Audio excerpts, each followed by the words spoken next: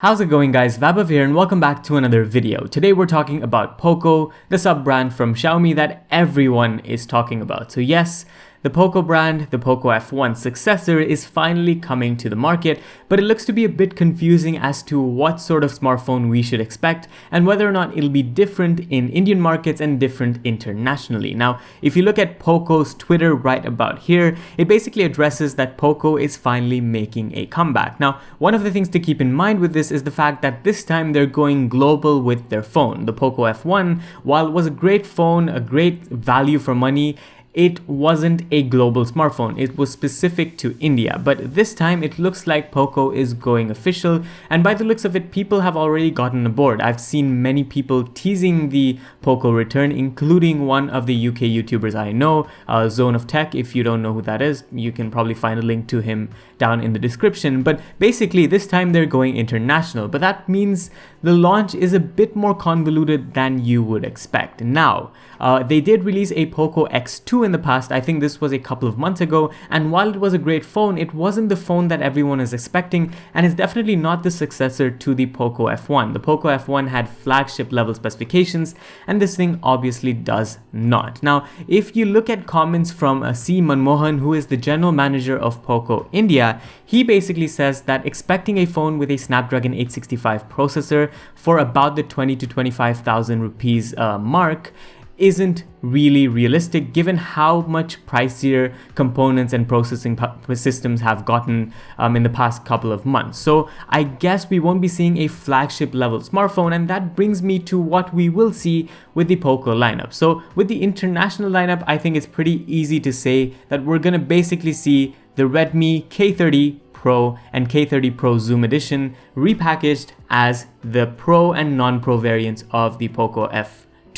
and the Poco F2 Pro. I think that completely makes sense, and if you actually go and look at one of the leaks of the phone, it basically does give you guys a sense of that. Now, the leaks are on GearBest. I'll leave a link to this also down in the description. It's basically showcasing some of the pictures of the phone. It's got a full screen display, as you can see. It's got that circular camera cutout right there, a Snapdragon processor, a Qualcomm Snapdragon processor, and all of this really points to the fact that it will definitely be this phone. So a rebranded version of this phone, and I think that completely makes sense. Now, this phone is sold in China at the moment. It's not really available internationally unless you import it. And if you look at the specifications of both of these phones, they are top of the range. We're expecting a AMOLED display, 60 Hz refresh rate. Now, that's one of the drawbacks, but aside from that, it's top of the range. Gorilla Glass 5 protection, IP53 rated. We've got 5G support, Snapdragon 865 processor, UFS 3.1 storage,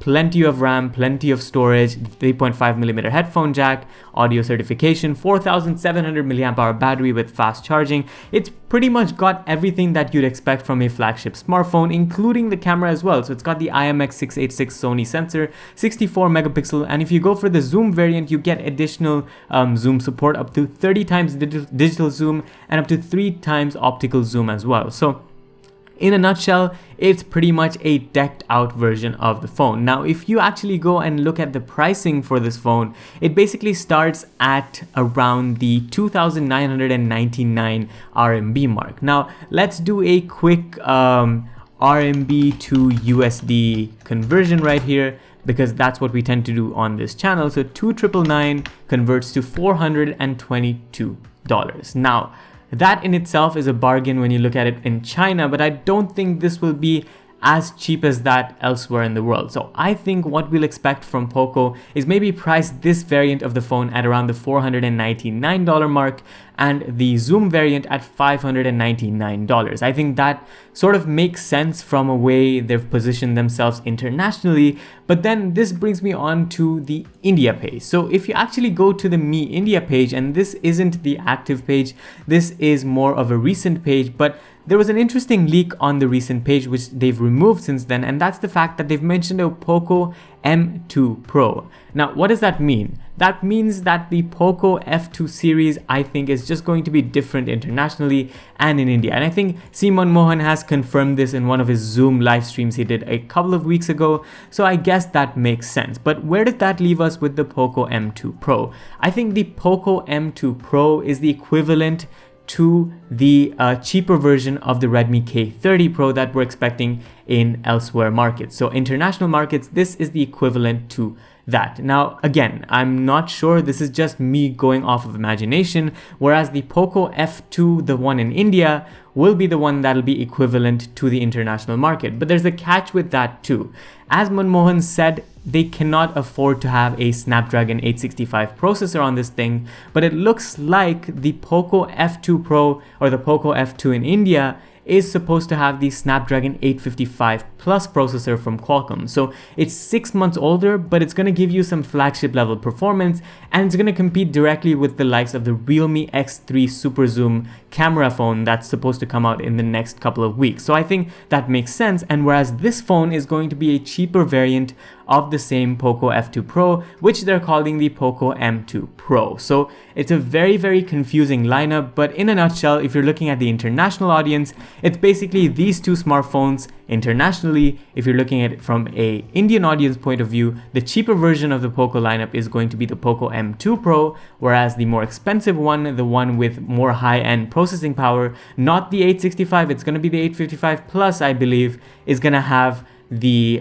Poco F2 Pro moniker. So that's about how I'm looking at it in terms of what people are doing to name these phones. I know Xiaomi's naming system can get very confusing, and this is just another example of that. Now, in terms of the processing power on the Poco M2 Pro, what can we expect? I think there are two options to be expected. It's either going to be powered by the Qualcomm Snapdragon 720G processor, which is a high-end mid-tier processor. It's not got the highest end processing power, doesn't compete with the likes of the 765G nor the 865, but it does get the job done. And I think this would significantly lower price tags, and considering the difference between the 765G and the 855 Plus isn't that much in terms of price, this makes sense. This would be around the 15,000 rupees mark for the phone in India, and I think that totally makes sense for a phone that's affordable and yet might be able to bring, camera optimizations, maybe a good screen quality, good screen refresh rate, etc, etc.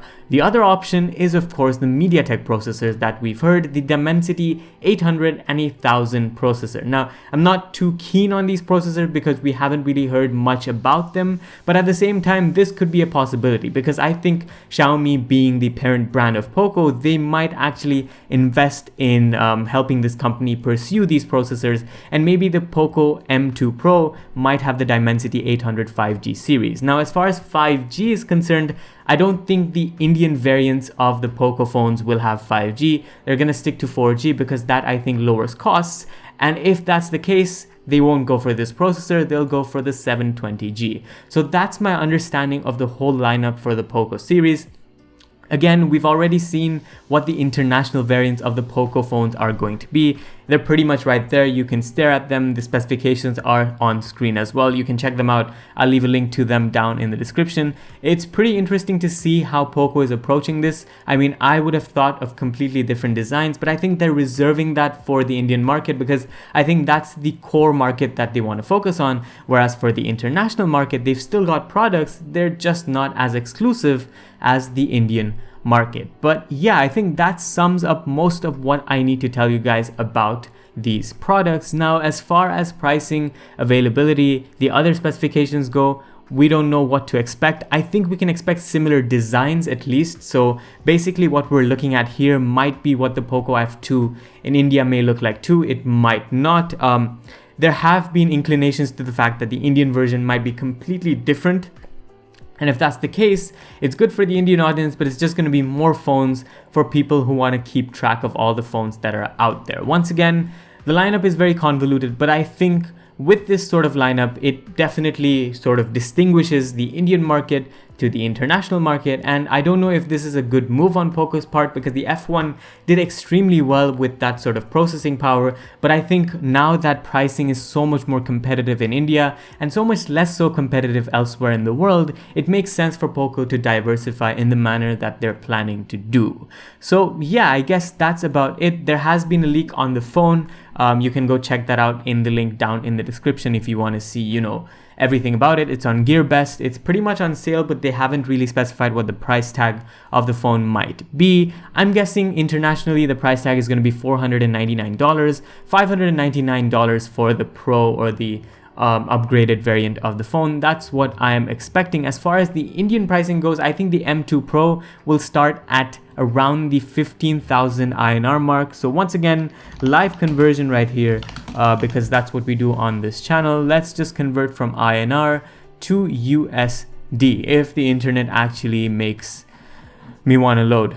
There we go. So Indian rupee to USD, 15,999 rupees translates to around the $210 mark, which I think makes sense. This would sit right next to the Redmi Note 9 Pro series, sort of right underneath that, so kind of the best play in that regard. Whereas maybe the Pro variant of this phone might sell for around the 24,999 rupee mark, which is the $328.5. And live conversion for all of those people who are watching from the UAE, it's around, not that much, definitely. It is. There we go. It was 1,200 dirhams. So yeah, that about wraps up this video and my thoughts on the Poco F2 phone. They've teased it quite a bit, so I'm hoping they release it and they launch the phone officially sometime very soon. And until then, we'll just speculate, and I'll see you guys in the next one. Thanks for watching. This was Vaibhav. Catch you guys later.